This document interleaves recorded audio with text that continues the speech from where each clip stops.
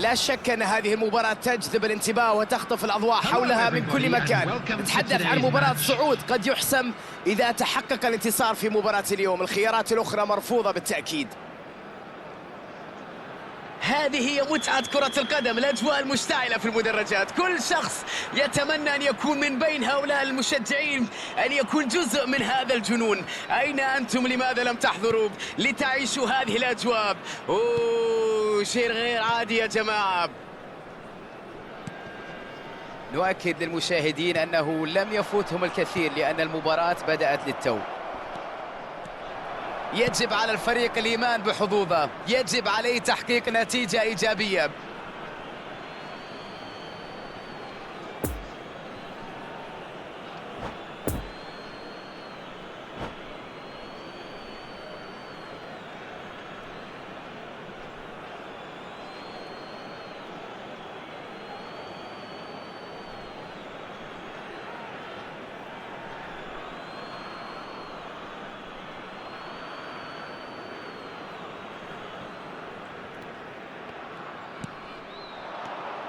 برناردو سيلفا في وقت مناسب جدا يقطع الكرة. فابينيو اليوم أصبح واحد من أفضل لاعبي الارتكاز في العالم. لاعب دائما ما تلاحظ حضوره وشخصيته على أرضية الملعب. أي مدرب يحلم بتواجد لاعب يملك إمكانيات مثل فابينيو. عدت الكرة، بداية هجمة كانت مبشرة واعدة، لكن الهجمة في الأخير انهارت بسبب رعونة عند المهاجمين. عمل بريسنج ونجح في استعادة الكرة. كان واضح أنه عازم على الاستمرار في الأمام لولا التدخل الدفاعي اللي حرم من الكرة. رودري يتعرض للضغط بكل قوة. بيليغريني لم يقدر على التعامل مع الكرة بشكل جيد تحت هذا الضغط.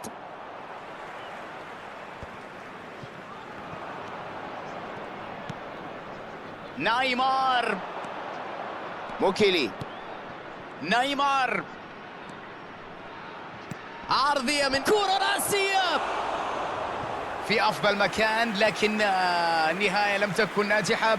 تجاوز ولعب كرة عرضية كان يمكن تفاديها، لكن الدفاع لديه مشاكل في مباراة اليوم. بعض المواقف تؤكد لك ذلك.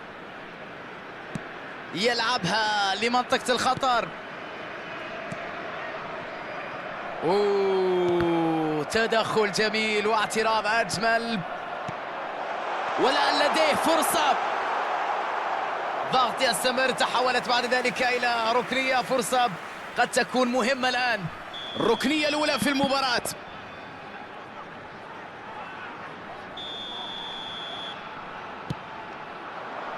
إبعاد رائع من حارس المرمى.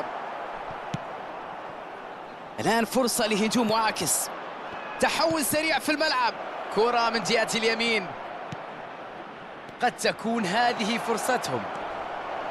ساديو ماني. بينية جميلة. إمكانية مرتدة الآن.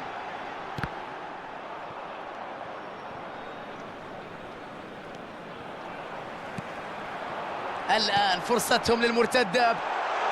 نيمار، الله على الهدف المغربي.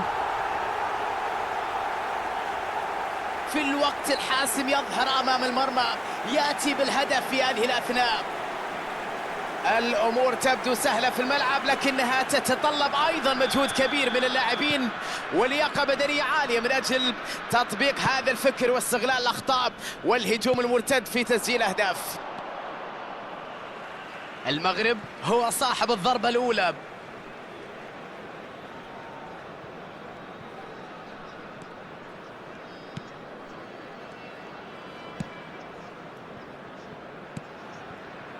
بوسكيتس، نيمار، الله على هذه المهارة، مرور غير عادي.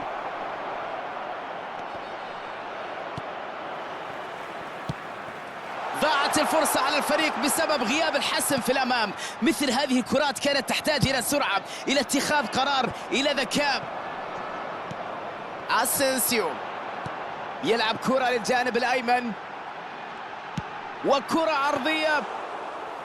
لا تسألني كيف ضاعت، لا أعرف كيف ضاع الفريق هذه الفرصة المتاحة. شيء غريب، شيء خيالي بصراحة. هجمة كانت عبارة عن هدف محقق ولكنها ضاعت. كرة كانت خطيرة جدا لكنه نجح في مواجهتها بشكل جيد. يحصل عليها ساديو ماني. ساديو ماني حطها في الشباك. جول.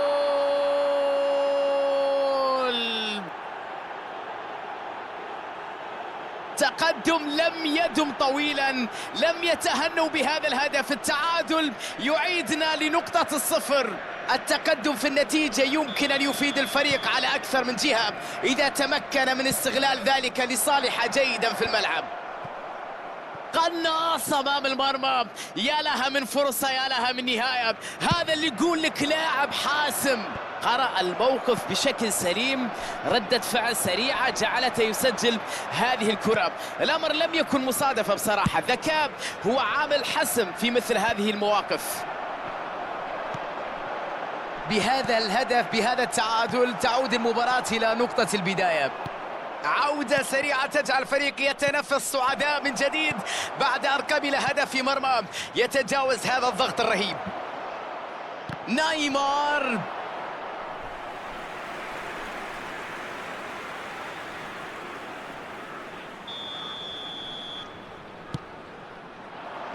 لاعب في وضعية رائعة جدا لمنع الكرة الأخيرة. كرة تعود إلى منتصف الملعب، تمريرة سيئة لا تصل إلى اللاعب. الآن محاولة لرد الخطورة. هذه هي كرة القدم. ممتاز في التمرير، كان بحاجة لمليمترات ليصل الكرة. كان عليه التصرف بشكل مختلف هنا. ربما في المرة القادمة يتعلم من الدرس إذا كان هنالك مرة قادمة.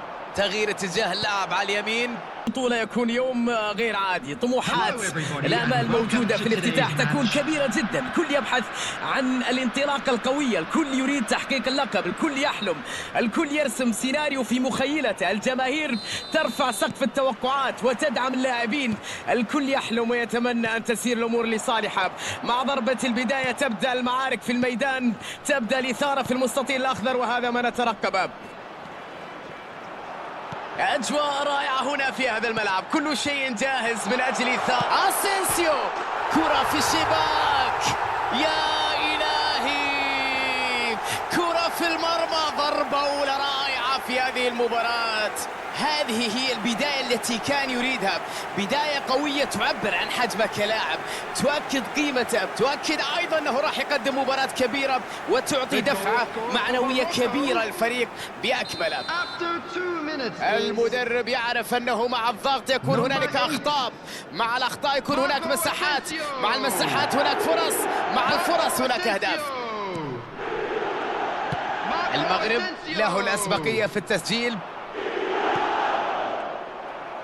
يحاول فك شفرة دفاع الفريق الخصم.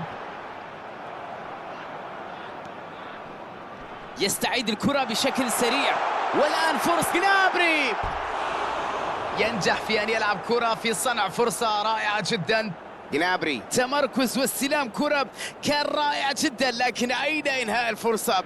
عليك أن تكون حاسما أمام المرمى. ضاعت فرصة كان يمكن استغلالها.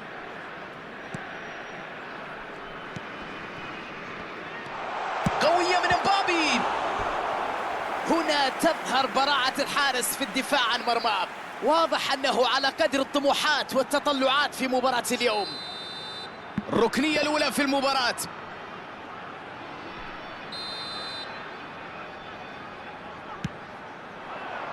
كرة رأسية، يا لها من كرة، لكنها في الأخير ضاعت بعد مجهود رائع جدا. جنابري لم يكن في المستوى المطلوب في هذه الفرصة، أضاع على فريقه هدف.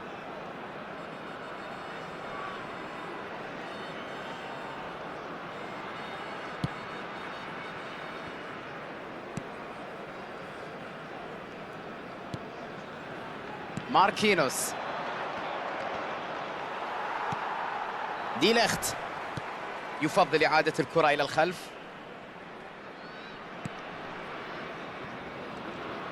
الكرة ملعوبة من مسافة سابيتزر.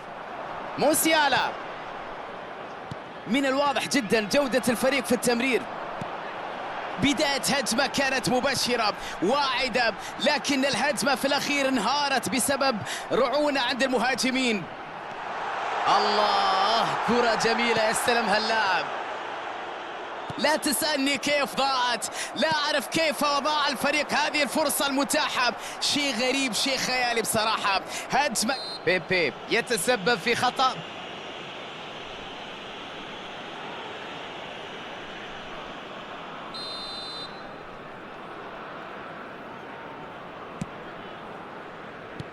لمسة على اليسار.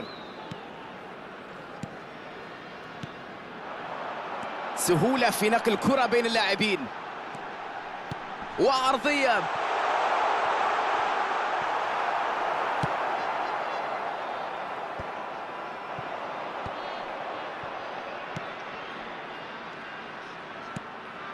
موسيالا.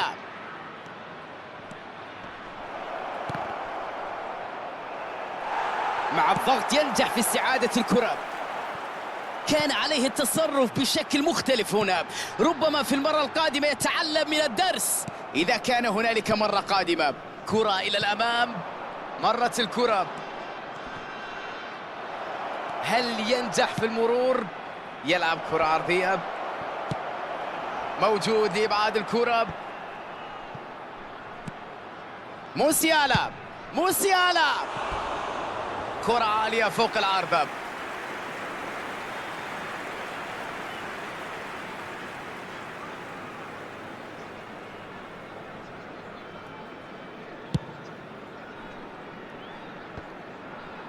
باص سيء لم يكن بشكل جيد في اللقطة الماضية.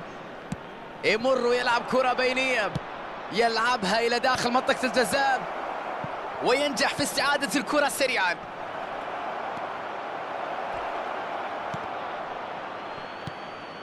هالاند. بوسكيتس شتت الكرة بعيدا.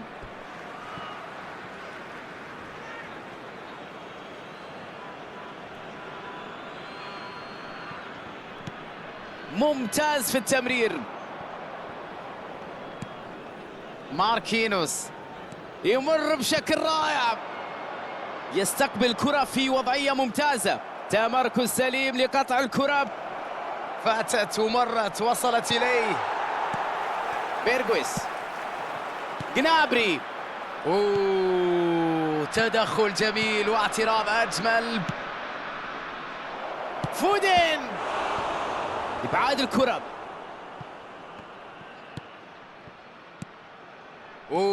تمريرة عشوائية بعيدة جدا، لم تكن دقيقة هذه الكرة. جنابري. كرة عالية. حلول كثيرة كانت متاحة في هذه اللعبة، لقد كان بالإمكان أفضل مما كان. ضاعت فرصة متاحة وخطيرة جدا. دفاع غير عادي، ممنوع العبور اليوم. يتدخل ويقطع الكرة. يلعب كرة طويلة إلى المساحة الفارغة. ضاعت الفرصة على الفريق بسبب غياب الحسم في الأمام. مثل هذه الكرات كانت تحتاج إلى سرعة، إلى اتخاذ قرار، إلى ذكاء. كيليان امبابي. يحتسب الحكم ركلة حرة. حكم يكتفي ببعض الكلمات موجهة للاعب، لكن عليه أن يحذر أي تدخل آخر ستكون بطاقة ربما حاضرة.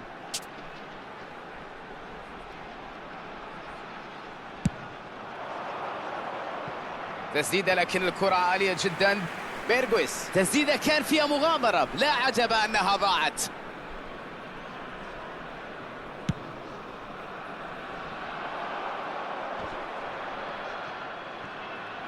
واضح المعاناة في التمرير، كثير من التمريرات الخاطئة في مباراة اليوم. بداية هجمة كانت مبشرة واعدة، لكن الهجمة في الأخير انهارت بسبب رعونة عند المهاجمين. يلعب كرة على اليسار.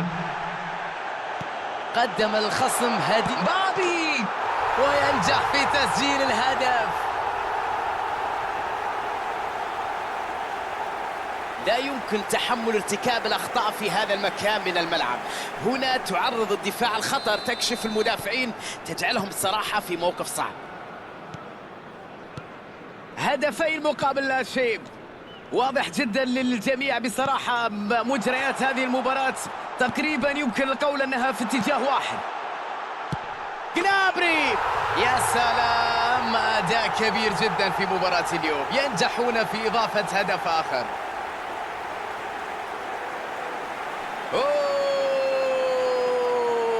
أوه، يعيشون أوقات رائعة الآن. صافرة الحكم تنطلق وتعلن نهاية